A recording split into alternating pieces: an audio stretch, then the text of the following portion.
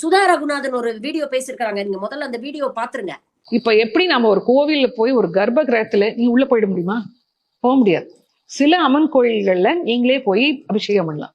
எல்லா கோயிலையும் நம்ம என்ன பண்றோம், ஒரு ஸ்டேஜுக்கு மேல ஒரு கட் ஆஃப் எல்லாரும் கட்டுப்பட்டு இருக்குமா? அந்த எப்படி அந்த கர்ப்ப கிரகத்துல அந்த ஒரு பெருமாளோ ஒரு ஒரு சிவனோ சிவலிங்கமோ முருகனோ இருக்கிறோ, அந்த மாதிரி இந்த சங்கீதம் வந்து ஒரு கட்டி காப்பாற்ற வேண்டிய ஒரு பொக்கிஷம். இது போன்ற சங்கிகளோட அட்வைஸ் எல்லாம் மத்தவங்களுக்கு தான் நல்ல வாய்க்கிழிய வக்கனையா அட்வைஸ் பண்ணுவாங்க.